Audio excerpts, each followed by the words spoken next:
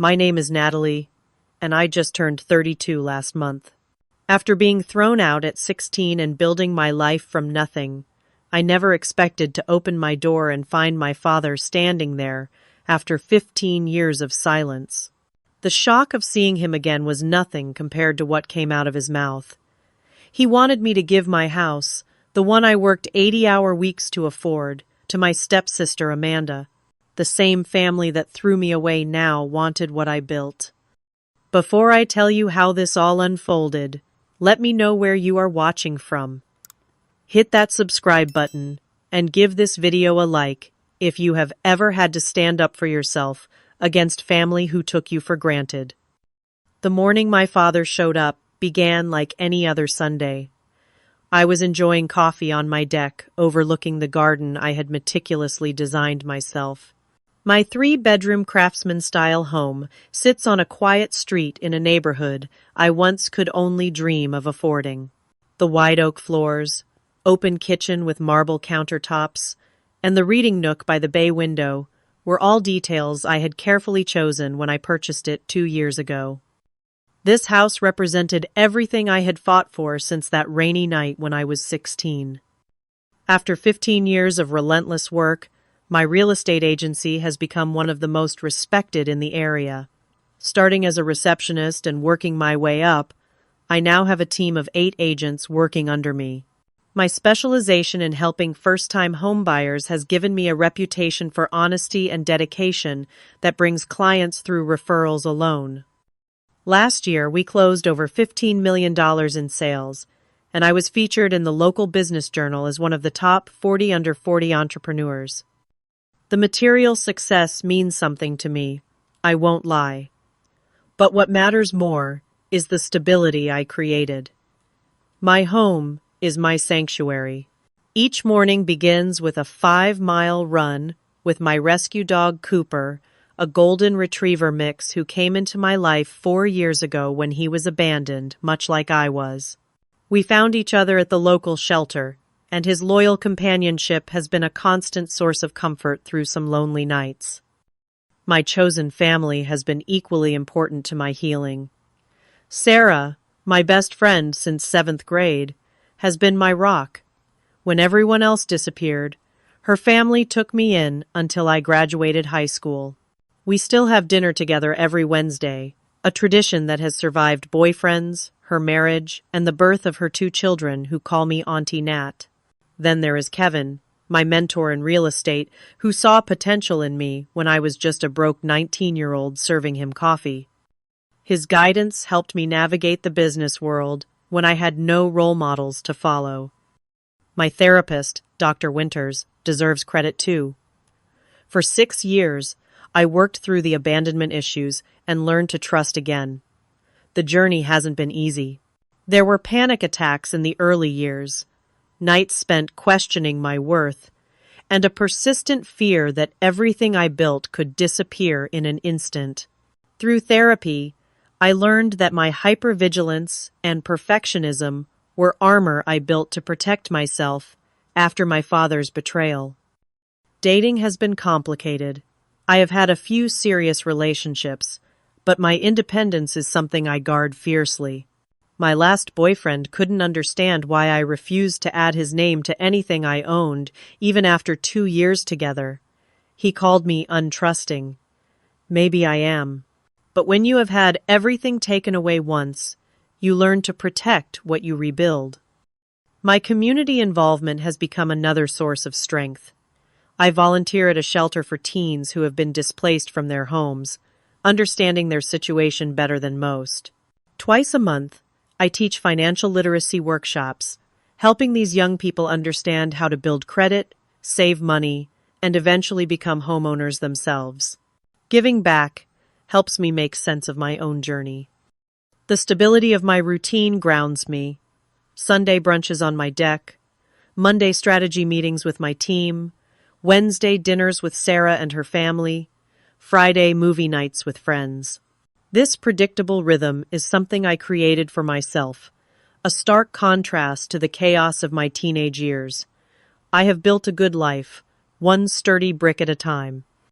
So, When my doorbell rang that Sunday morning, I had no idea that the carefully constructed peace I had built was about to be disturbed by ghosts from my past. To understand the magnitude of what happened when my father appeared on my doorstep, you need to know where our story began. Before the betrayal, before the lies, we were once a happy family. My early childhood memories are filled with warmth. My mom, Eleanor, was a kindergarten teacher with a laugh that could fill an entire room. My father, Thomas, worked as an engineer at a local manufacturing plant. We lived in a modest three-bedroom home in a middle-class neighborhood with good schools and weekend barbecues with neighbors. Mom made every holiday magical. She would transform our home for each season, baking cookies that made the whole house smell like cinnamon and vanilla. Dad was the practical one, teaching me how to change a tire when I was 9 and explaining how the world worked in patient, logical terms. They balanced each other perfectly, and I never doubted I was loved. When I was 10, Mom was diagnosed with aggressive breast cancer.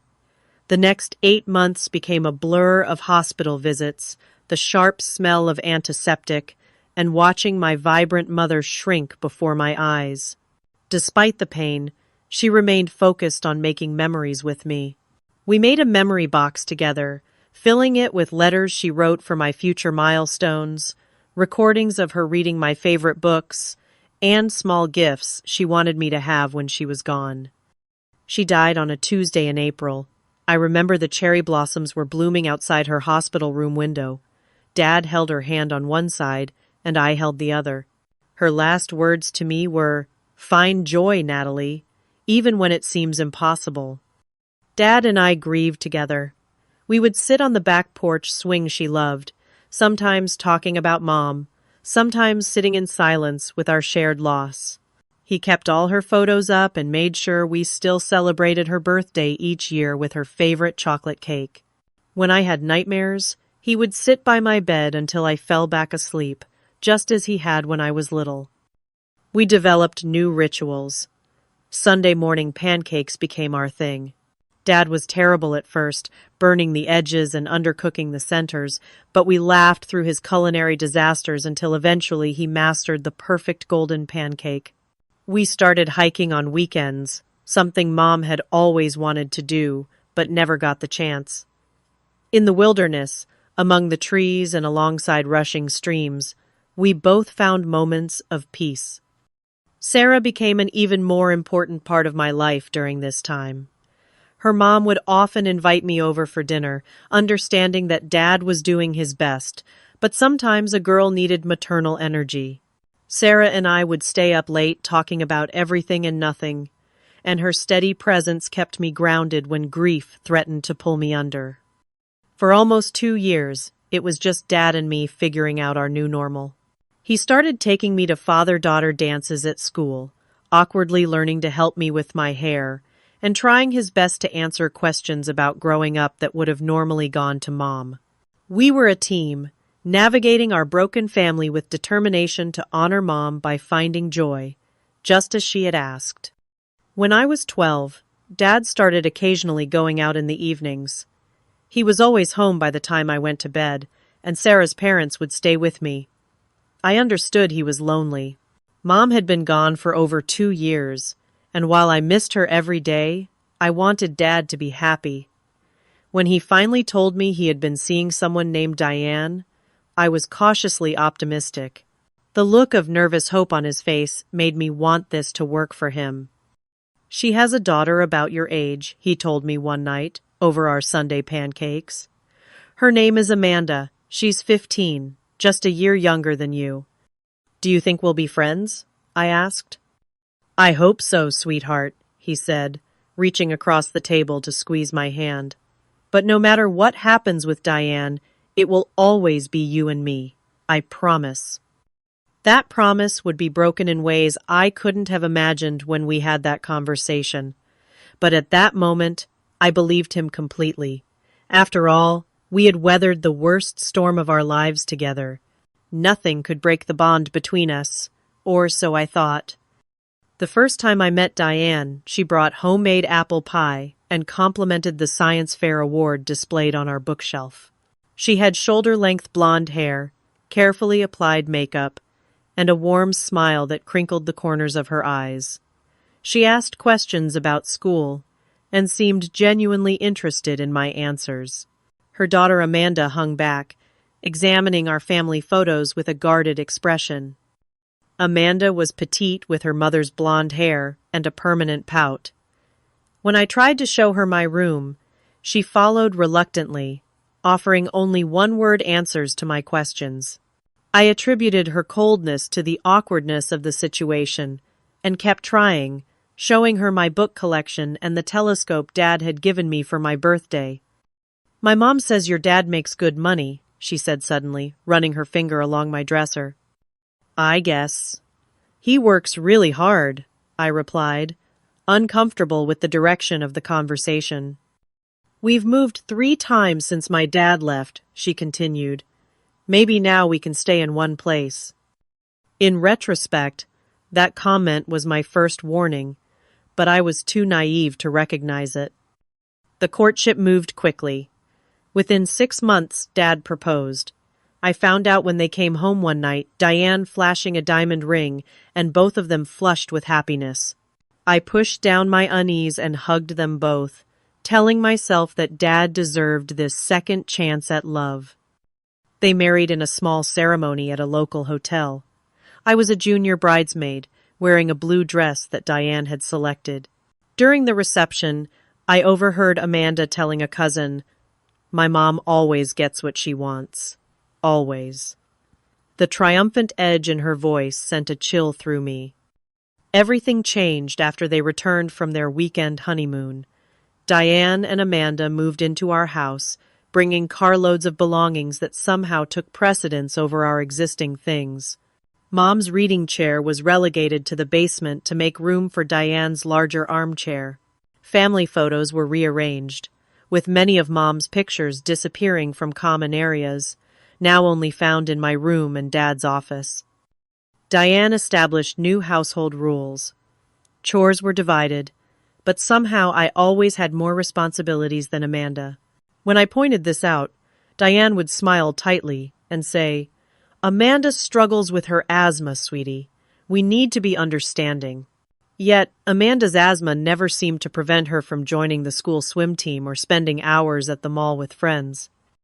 The dynamic with Dad shifted subtly at first, then more dramatically.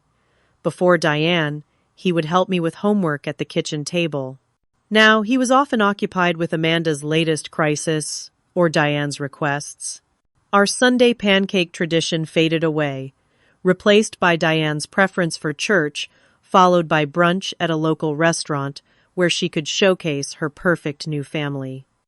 "Your father and I feel that Amanda needs more attention right now," Diane explained when I asked why Dad had missed my science competition. "The divorce was very hard on her, and she's still adjusting." "You're so independent, Natalie. It's one of the things we love about you." Independence became a double-edged sword. Being self-sufficient meant being overlooked. While Dad attended all of Amanda's swim meets, he made it to fewer and fewer of my events. Diane would smooth over his absences with explanations that always positioned Amanda's needs as more urgent than mine. Then came the small incidents. Money missing from my desk drawer, a torn page in a book Mom had given me. My school project mysteriously damaged the night before it was due.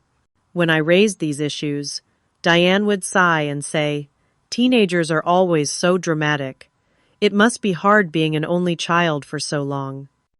Amanda's attitude toward me oscillated between cold indifference and active hostility. In front of Dad, she would make efforts at sisterly bonding, suggesting we watch movies together or offering to braid my hair. As soon as he left the room, she would abandon these activities, often with a cutting remark. "He feels sorry for you because your mom died," she told me once while we were alone in the kitchen. "That's the only reason he pays attention to you at all." I tried telling Dad about these comments, but he brushed them off as normal sibling adjustment. Give her time, Natalie. This is new for everyone. The gaslighting became more frequent. Items would disappear from my room, only to be found in my backpack or under my bed, making me look careless or forgetful. Conversations I was certain we'd had were denied entirely. We never said you could go to Sarah's this weekend. You must have dreamed it, Diane would insist, while Dad looked on with confusion. Despite the increasingly toxic home environment, I maintained my grades, focusing on school as both an escape and a potential ticket to freedom through college scholarships. I kept detailed records of my belongings and conversations in a journal I hid under my mattress, trying to maintain my grip on reality when everything I said was questioned. Sarah remained my lifeline, the one person who witnessed the before and after of our family dynamic. Your stepmom is manipulative, she observed after spending an afternoon at our house. The way she acts when your dad is watching versus when he's not around is seriously messed up. By the time I was 16, home had transformed from a sanctuary to a battleground where I was constantly on the defensive. I walked on eggshells, trying to avoid giving Diane or Amanda any ammunition to use against me. Dad had become a shadow of the man who had once been my closest ally, now so entranced by his new wife that he could barely see what was happening right in front of him. I still loved him desperately and kept trying to reconnect, leaving notes in his lunchbox like Mom used to do, or asking about his day when we had rare moments alone. Sometimes I'd catch glimpses of our old relationship, but they were fleeting, always interrupted by Diane's needs or Amanda's demands. I held on to hope that things would improve, that Dad would eventually see through the manipulation. But instead, everything came to a catastrophic head one autumn evening when I returned home from study group to find my life about to implode. The evening that shattered my world began ordinarily enough. I had been at the library with my advanced placement study group, working on a chemistry project. Sarah's mom dropped me off around 8:30, and I walked into a house filled with unusual tension. The moment I stepped through the door, I knew something was wrong. Dad sat at the kitchen table, his face drawn and angry in a way I had rarely seen. Diane stood beside him, her hand on his shoulder, in a gesture that seemed both comforting and possessive. Amanda lingered in the doorway to the living room, arms crossed with an expression that flickered between nervousness and something that looked disturbingly like satisfaction. "Where have you been?" Dad demanded, his voice tight. "At the library with my study group. I told you this morning, and Mrs. Parker just dropped me off," I replied, confusion growing. I had followed all the rules, even texting when we decided to stay an extra hour. "We need to talk about what we found in your room," Diane said, her voice carrying a rehearsed quality. My stomach dropped. "You were in my room? Why?" "Don't change the subject," Dad snapped. "Diane was putting away laundry and noticed your drawer wasn't closing properly." This was the first red flag. Diane had never put away my laundry. That had always been my responsibility since she moved in. When I tried to fix it, Diane continued smoothly. I found something very disturbing. She reached into her pocket and pulled out a small wad of cash, fanning out several $100 bills on the table. $2,000 in total, I would later learn. "Recognize this?" she asked. I shook my head. "Number. That's not mine." "It was hidden under your socks," Diane countered. "And coincidentally, it's exactly the amount that's missing from my purse. The money I withdrew yesterday for Amanda's school ski trip." My mind raced. I had never seen that money before. I had never taken anything from Diane or anyone else. "I didn't take it," I said firmly. "I've been at school and then the library all day." "You could have taken it any time yesterday or this morning," Diane replied. "You knew I got the cash for Amanda's trip. You were there when I mentioned it at breakfast." I looked at Dad, expecting him to at least consider that I might be telling the truth. Instead, I saw something in his eyes that I had never seen directed at me before: distrust. "We also found this," he said quietly, pushing a small gold bracelet across the table. My breath caught. It was Diane's bracelet, one she often complained about losing and finding again. I had seen her wearing it just days ago. "That's not mine either," I said, my voice rising with panic. "Dad, you know I wouldn't steal. You know me." "I thought I did," he replied, and those 4 words cut deeper than anything else could have. "There's more," Diane added. She produced a small notebook where she had apparently been documenting missing items over the past few months. Small amounts of cash, a pair of earrings, Amanda's allowance money, all allegedly found in my possession. "This is insane," I protested, tears building. "I'm being set up." Amanda spoke then, her voice carrying a perfect note of injured innocence. "Why would anyone set you up? You've always been jealous that Mom and I moved in. You make comments about my stuff all the time." "That's not true." "But 3 against 1 is impossible odds, especially when one of the 3 is the parent you trusted most in the world." The argument escalated, with me continuing to deny the accusations, while Diane presented more evidence of my supposed thievery. Dad grew increasingly angry, not at the situation, but at me specifically, as if my denials were more offensive than the alleged crime. "I've tried to be patient with you," he said eventually. "I know you've been struggling with the changes in our family, but this has gone too far." "I didn't do this," I repeated, my voice breaking. "Dad, please believe me. I would never steal." He shook his head, disappointment radiating from him. "The evidence is right here, Natalie. If you can't be honest, how can we trust you under our roof?" The ultimatum came next, delivered by my father with Diane whispering in his ear. "You have 2 choices," he said. "You can admit what you've done, apologize to Diane and Amanda, return everything you've taken, and accept being grounded for the next 3 months. Or—" He paused, and I saw a flicker of something in his eyes. Doubt? Regret? Whatever it wasn't strong enough. "Or you can continue to deny it, and you'll need to leave this house." The words hung in the air, impossible and devastating. 16 years old, and my father was threatening to throw me out over a lie. "You can't be serious," I whispered. "Dead serious," he replied. "I won't have a thief in my house, especially one who refuses to take responsibility." I looked at each of their faces. Amanda couldn't quite hide her smirk. Diane maintained a mask of sad disappointment. And Dad, my champion, my protector, looked like a stranger. In that moment, something broke inside me. If I admitted to a lie, I would lose myself. If I maintained my innocence, I would lose my home and my father. An impossible choice for a 16-year-old, but somehow the decision was crystal clear. "I didn't take anything," I said, my voice suddenly calm. "And I won't say I did." Dad's jaw tightened. "Then you need to pack your things." I stood there, stunned by the finality of it. "You're choosing them over me."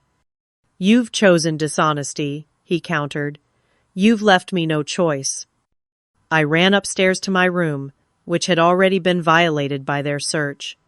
With shaking hands, I pulled out my school backpack and a duffel bag.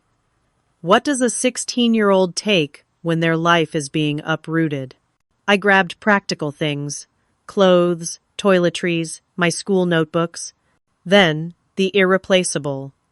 The memory box from Mom, photos of happier times, the journal where I documented the past 2 years of gaslighting.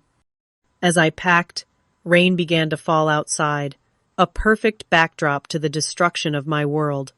I could hear them talking downstairs, Diane's voice soothing, probably convincing Dad he was doing the right thing, that I needed to learn a lesson. I called Sarah, my fingers trembling so badly I could barely dial. Through tears, I explained what was happening. Her mother answered instead, horror in her voice as she assured me they were on their way. When I came back downstairs with my bags, Dad stood by the door.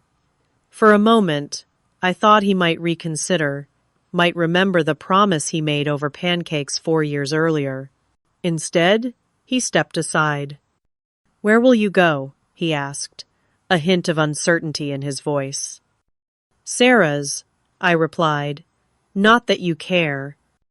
"Natalie," he began, but Diane appeared beside him. "You've made your choice," she said firmly. "Perhaps some time away will help you reflect on your actions." I looked at my father one last time.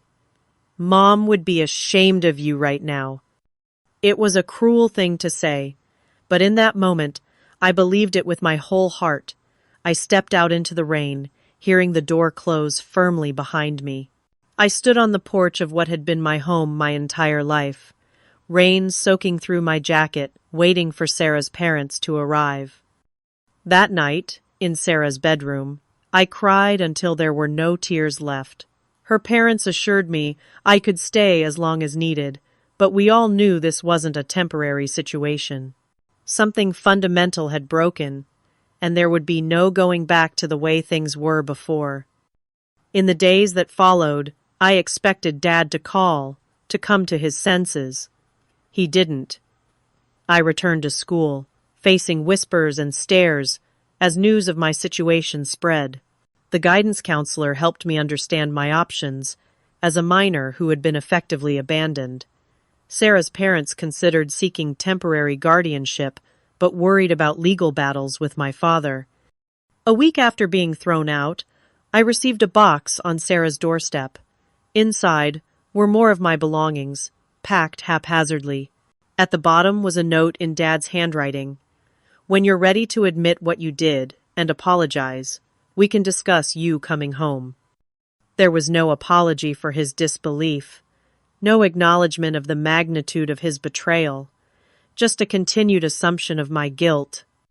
I folded the note carefully and placed it in my mom's memory box, alongside a bank statement I had found while packing. A statement showing Diane had withdrawn exactly $2,000 the day before, accusing me of stealing it. Evidence I had discovered too late, but would keep for 15 years, waiting for the day the truth might finally matter. The months following my expulsion from home were a crash course in adult responsibility. Sarah's parents, John and Margaret Parker, became my lifeline.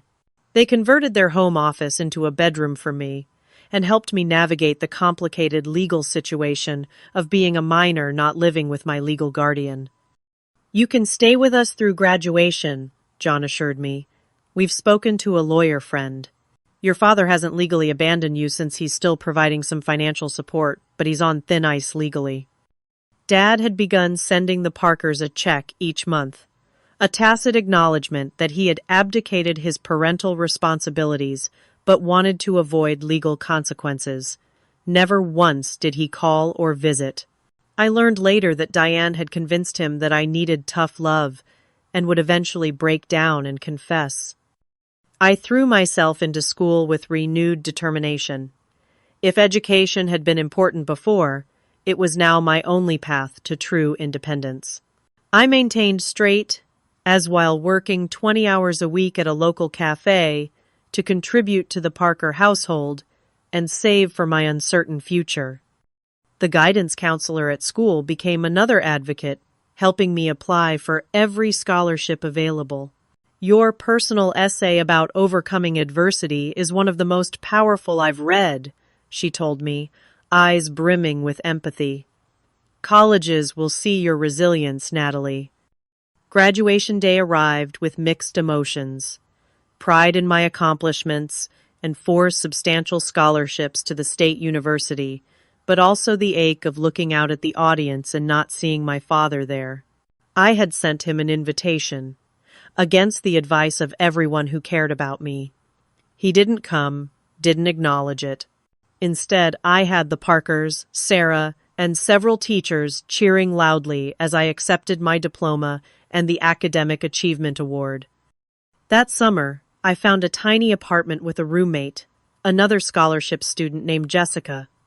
The place was shabby with unreliable heating and paper-thin walls, but it was the first space that was truly mine. I worked 2 jobs, saving every penny possible for textbooks and the expenses my scholarships wouldn't cover. It was at one of those jobs, serving coffee at a local cafe, that I met Kevin Reynolds. He was a regular customer, always ordering the same thing: large black coffee, blueberry muffin, easy smile. He was in his 40s, with salt and pepper hair and kind eyes that noticed things others missed. "You look exhausted today," he commented one morning after I had stayed up all night finishing a paper. "College student?" "That obvious?" I managed a tired smile. I recognized the look. "Business major?" I nodded, with a minor in finance. "Smart combination." He took his change and then, unexpectedly, handed me a business card. "My real estate office needs a part-time receptionist. Better pay than coffee shops, more regular hours. Think about it." That business card changed the trajectory of my life. Working at Reynolds Realty taught me about more than answering phones and scheduling appointments. Kevin became a mentor, taking time to explain the business of real estate from the ground up. "You have a natural talent for this," he told me, after I had been there 6 months, and he overheard me talking to a walk-in client. "You listen well, and you have an instinct for matching people to properties." By my junior year of college, I was working nearly full-time at the agency while maintaining my course load. Kevin encouraged me to get my real estate license, even paying for the required courses as a birthday gift. "Consider it an investment in my business," he said when I protested.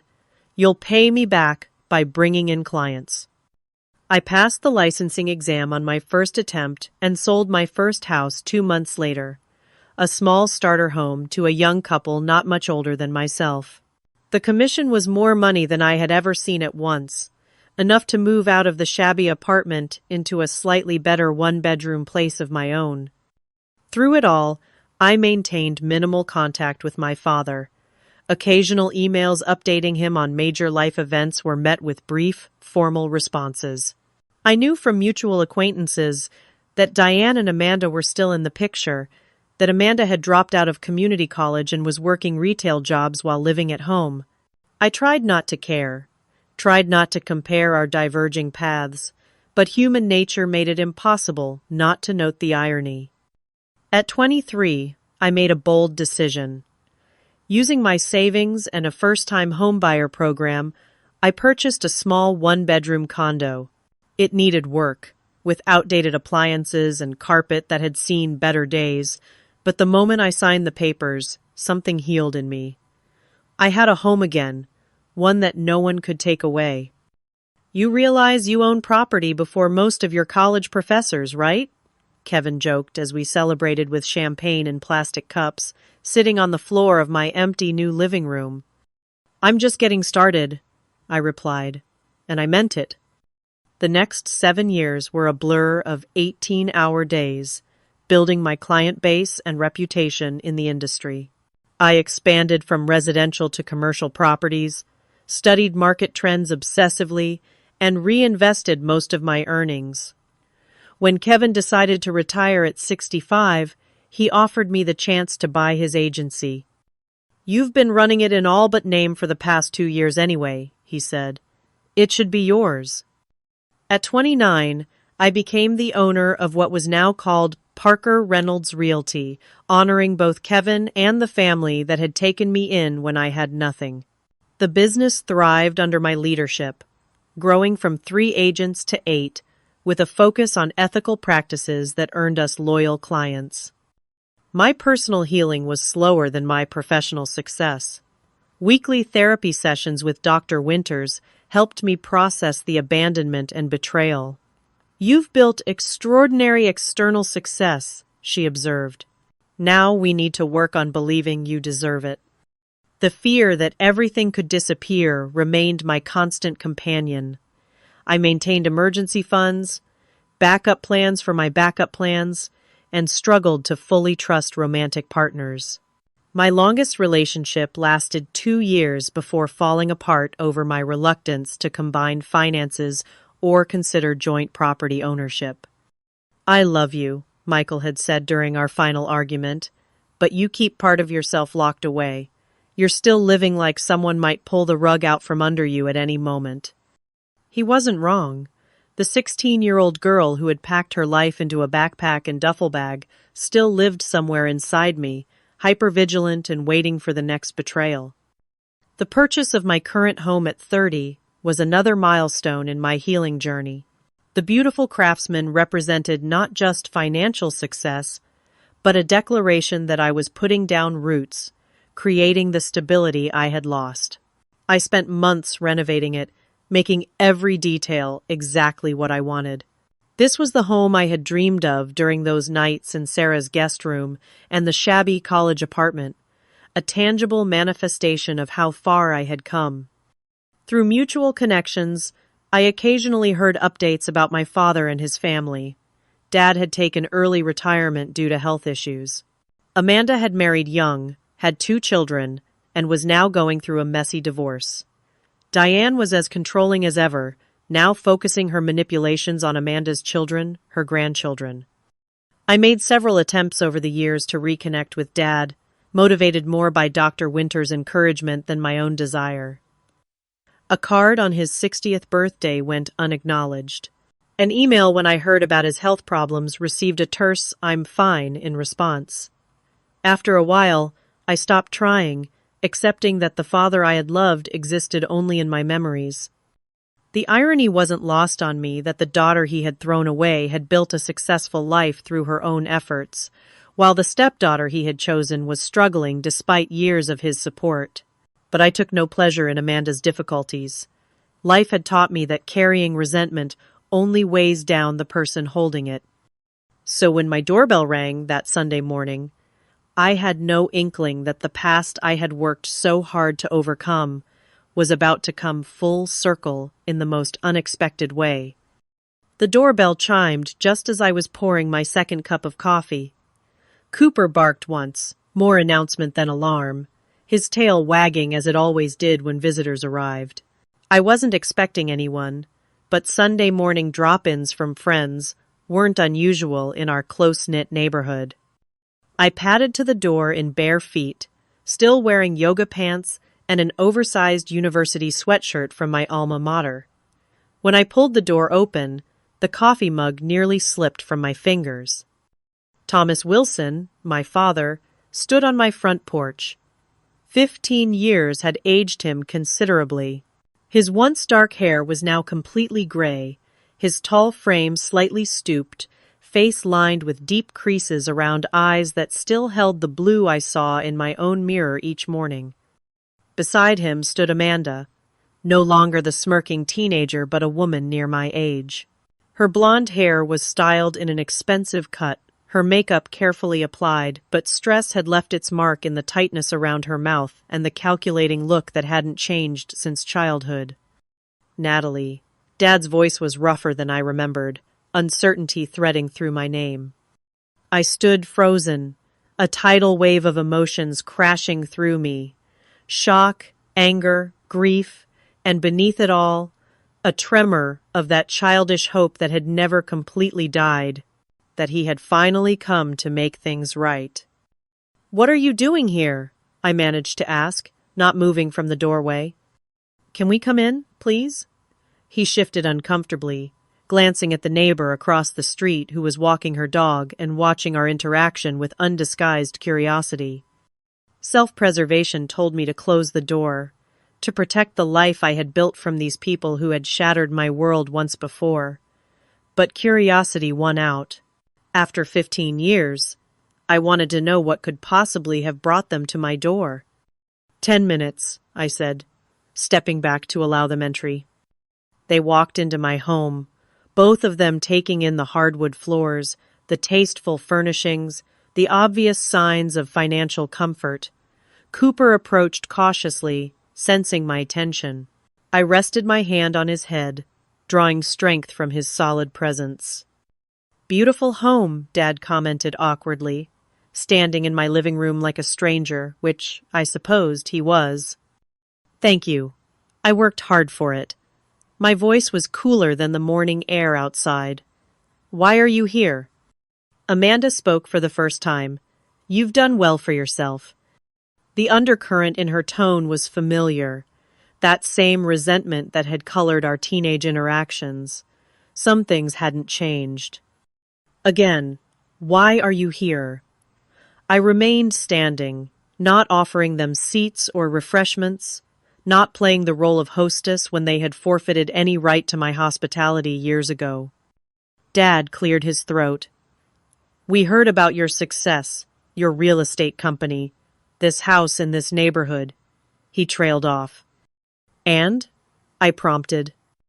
"And we wanted to reconnect," he finished, unconvincingly. "After 15 years? Try again." Amanda stepped forward. "I'm going through a divorce." This information wasn't surprising. Through our one remaining mutual acquaintance, I had heard rumors of her marital problems months ago. "I'm sorry to hear that," I replied, the polite response automatic rather than heartfelt. "It's been difficult," she continued, "especially for the kids. Jason is 7 and Emma is 5. I nodded, unsure where this was heading, but increasingly certain I wouldn't like the destination. "We had to move out of our house," Amanda added. "We're staying with Dad and Diane for now, but it's crowded. The kids are sharing a room that's really more of a converted office. Dad took over. We've been trying to help them get back on their feet. Amanda's ex isn't reliable with child support, and she's trying to go back to school to get a degree." The pieces were starting to come together, but I still couldn't quite believe where this conversation seemed to be heading. "What does any of this have to do with me?" I asked directly. They exchanged glances before Dad spoke again. "We know you have this big house. You live alone, except for the dog, and Amanda needs a stable place for the children." I stared at him, waiting for the punchline that never came. "Are you seriously here to ask me for money?" I finally asked. "Not money," Amanda said quickly. "This house. We thought maybe you could let us live here, or even sign it over. You must have other properties through your business." The audacity stole my breath. 15 years of silence, of abandonment, and they had come to ask for my home? The home I had sacrificed and worked 80-hour weeks to afford? "You want me to give you my house?" I repeated, certain I must have misunderstood. Dad at least had the grace to look uncomfortable. "Not give, exactly. Maybe you could move to a smaller place? You don't need all this space for just yourself. Amanda has the children to consider." "And family should help family," Amanda added, with breathtaking hypocrisy. A laugh escaped me, sharp and disbelieving. "Family? Is that what we are?" "Blood is blood," Dad said quietly, "despite everything." "Despite everything?" I echoed. "Despite you throwing your 16-year-old daughter out of her home over a lie? Despite never once calling to check if I was safe, if I had enough to eat, if I needed anything during all these years? Despite missing my graduation, my college degree, every milestone of my adult life?" Dad shifted his weight, discomfort evident. "We all made mistakes." "No," I corrected. "You made a choice. I was just a child dealing with the consequences of that choice." Amanda interjected. "That was all so long ago. We should move past it for the sake of the children." The calculated mention of her children, these unknown niece and nephew who were now being used as emotional leverage, ignited a slow burning fury in me. "Let me make sure I understand," I said, my voice deadly calm.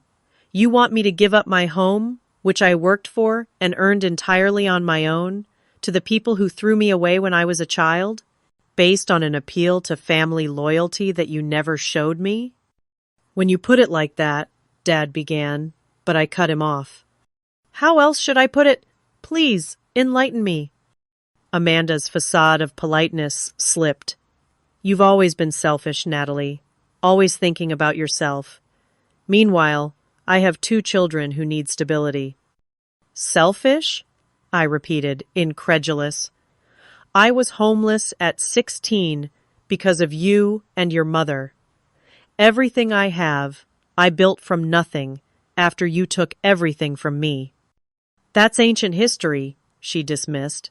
You're clearly doing fine now. Better than fine. You could easily afford another place. That's not the point, I countered. This is my home. Mine. I don't owe you anything. Dad tried a different approach. I know things ended badly between us. Ended badly? I interrupted. Things didn't end badly. You chose to believe I was a thief without evidence. You chose your new wife over your daughter. You abandoned me. I sent money to the Parkers, he defended weakly. The bare minimum to avoid legal consequences, I corrected. Never enough to actually support me. Never with a call or visit to see how I was doing. An uncomfortable silence fell. I could see them recalculating, trying to find the angle that would get them what they wanted. I understand you're still hurt, Dad finally said. But don't punish the children for past mistakes. Something in me snapped at the manipulation. Don't you dare use those children as pawns. If you cared about them having stability, you would have helped Amanda create that herself, not come begging for my house. We're not begging, Amanda said sharply. We thought you might want to make up for the favoritism Dad showed you when we were younger. The statement was so divorced from reality that I actually laughed. Favoritism? Are you delusional? He chose you and your mother over me. He threw me out of my home for you. Only after you stole from us, she shot back. And there it was. After 15 years, they still maintained the lie. Still believed I deserved what had happened to me. I never stole anything, I said quietly, and I think you both know that. A flicker of something crossed Amanda's face, too quick to interpret, but Dad looked away, unable to meet my eyes. It doesn't matter now, he muttered. Water under the bridge. It matters to me, I insisted. It's the reason we're standing here having this conversation after 15 years of silence. It's the reason I had to build my life from scratch, while you continued supporting Amanda well into adulthood. Fine, Amanda snapped. Maybe you didn't steal the money. Maybe I moved it. Does that make you happy to hear after all this time? It doesn't change anything now. Her casual admission of what I had known all along, delivered without remorse or apology, lit a fire in my chest. All those years of doubt, of wondering if anyone would ever believe me, crystallized into perfect clarity. It changes everything, I said softly, but not in the way you think. I took a deep breath, centering myself in the present moment. Cooper pressed against my leg, a steady, grounding presence, as I faced the ghosts of my past standing in my living room. Wait here, I said, my voice steadier than I felt. I walked to my home office, a sunny room overlooking the backyard garden.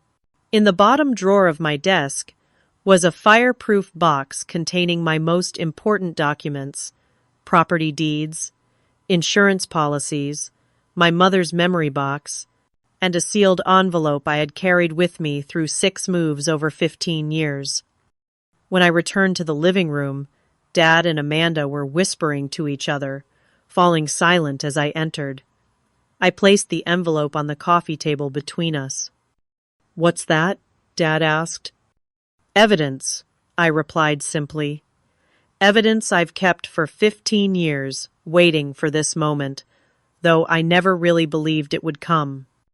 I removed 2 documents from the envelope. The first was a bank statement, yellowed with age, but still legible. This is a statement from your joint account with Diane. I told Dad. See the withdrawal on October 14th? $2,000, the exact amount I was accused of stealing the next day. Dad stared at the paper, confusion evident. How did you get this? It was mixed in with my school papers. I found it while I was packing the night you threw me out. Too late to change what was happening, but I kept it anyway. I laid the second document beside it. This is a transcript of a conversation I had with Amanda 3 years after I left. She admitted the whole thing then, though she didn't know I was recording it. Amanda's face flushed with anger.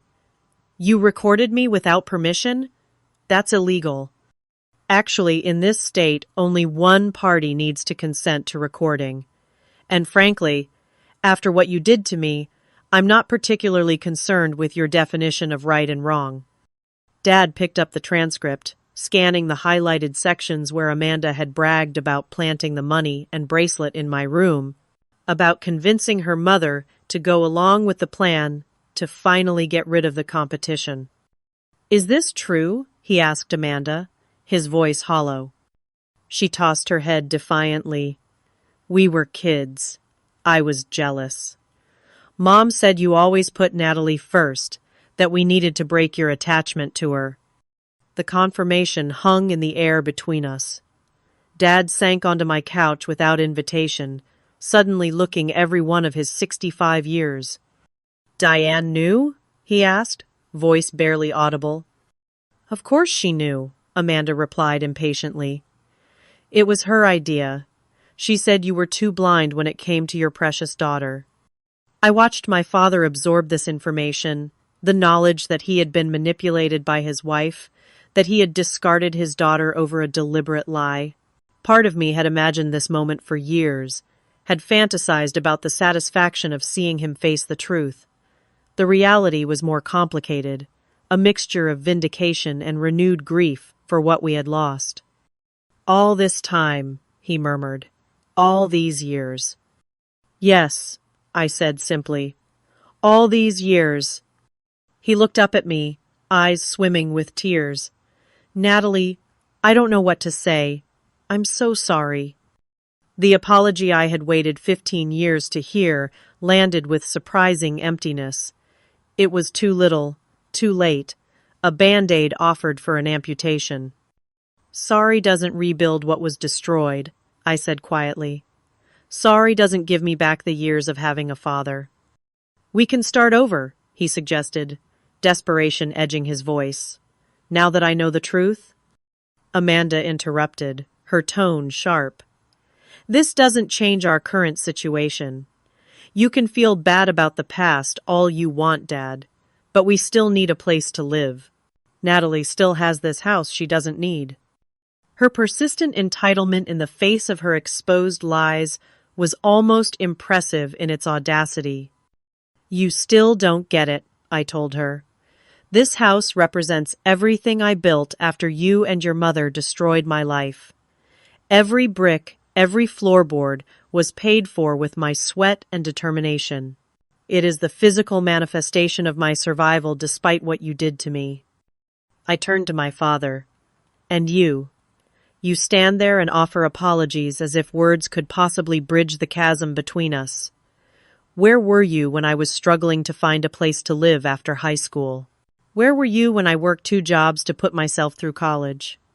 Where were you for every birthday, every Christmas, every moment I achieved something and had no parent to share it with? Dad seemed to physically shrink under my questions, I thought. Diane convinced me that tough love was the only way to reach you, that you would admit what you'd done eventually. And when I didn't, when years passed and I maintained my innocence, did you ever once consider that maybe, just maybe, your daughter was telling the truth? He had no answer for that. Amanda tried a different tactic. Look, what happened was terrible. I admit that. We were awful to you. But my children are innocent in all this. They need a stable home. Then provide one for them, I replied. The way I had to provide for myself when I was hardly more than a child. It's not that simple, she argued.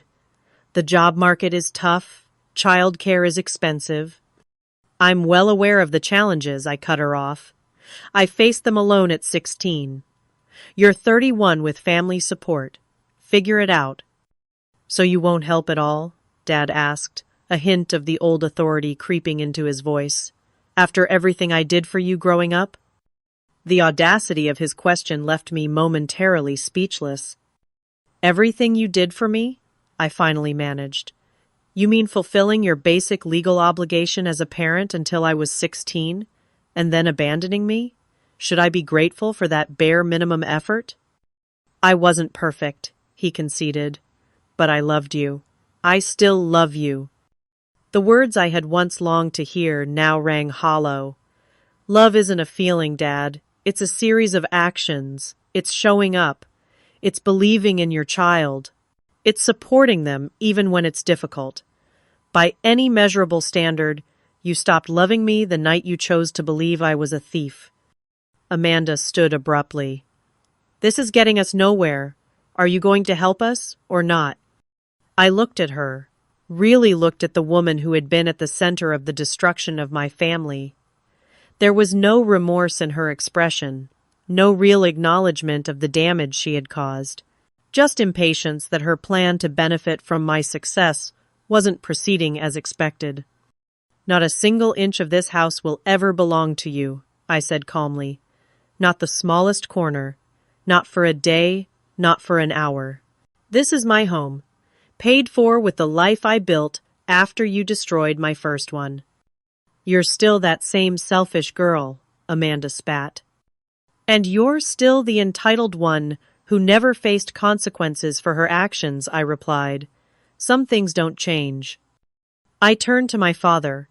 I think it's time for you both to leave. He stood shakily, looking lost in the home of the daughter he barely knew. Natalie, please, we can work through this, now that I know the truth. The truth was always there, I interrupted. You chose not to see it. You chose Diane and Amanda over me, over and over again. And now you're here, not because you missed me or wanted to make amends, but because you want something from me. That's not fair, he protested weakly. None of this has been fair, I agreed. But unlike you, I've stopped expecting life to be fair. I've built my own justice, my own security, my own family of people who actually show up for me. I moved toward the front door, making it clear our conversation was over. Amanda stomped out first, muttering about my selfishness. Dad lingered, looking back at me with pleading eyes. Can I at least have your number? Maybe we could talk again, when things are less emotional? I considered his request, weighing the child in me who still longed for her father against the woman who had learned to protect herself from those who would harm her. No, I said finally. I spent years reaching out to you, trying to maintain some connection. You ignored every attempt. You don't get to waltz back into my life when it's convenient for you or when you want something from me. I made a terrible mistake, he admitted. Yes, you did, and mistakes have consequences. This is yours. As he stepped onto the porch, he turned one last time. I really am sorry, Natalie. I nodded, acknowledging his words without accepting them as enough. Goodbye, Dad. I closed the door, leaning against it as the sound of their car starting and driving away filtered through the windows. Cooper nudged my hand with his nose, sensitive to my distress. I slid down to sit on the floor, burying my face in his soft fur as 15 years of bottled emotions finally broke free. I cried for the 16-year-old girl in the rain, for the father I had lost, for the family we might have been in a world without Diane and Amanda's manipulation. And finally, I cried in relief that the truth I had carried alone for so long had finally been spoken aloud. When the tears subsided, I called Sarah, who arrived 20 minutes later with coffee and unwavering support. We sat on my deck, the same place I had been peacefully enjoying my morning before my past came crashing back. Are you okay? She asked, after I recounted the entire confrontation. I think I will be, I replied honestly. It wasn't the closure I imagined, but maybe it was the closure I needed. I always thought vindication would feel better. Vindication doesn't heal the original wound, she observed. It just confirms you weren't crazy. We sat in comfortable silence, watching birds in the garden. You know what's ironic? I finally said. After all these years of wondering if he would ever acknowledge the truth, it turns out it doesn't really matter anymore. I built this life without him.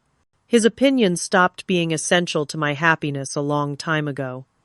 The following week, I made a substantial donation to the youth shelter, where I volunteered, specifically earmarked for emergency housing for teens in crisis situations.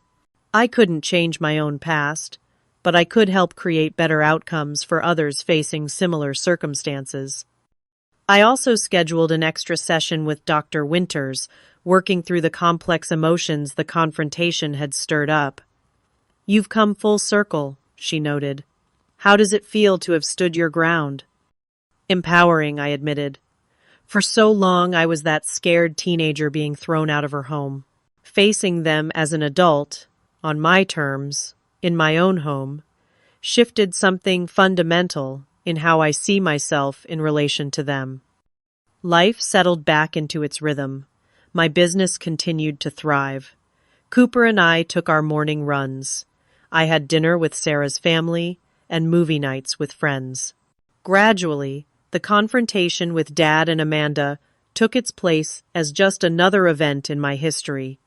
Significant, but no longer defining. 3 months later, a card arrived in the mail with a local postmark. Inside was a brief note from my father, including his phone number and an open invitation to call if I ever wanted to talk.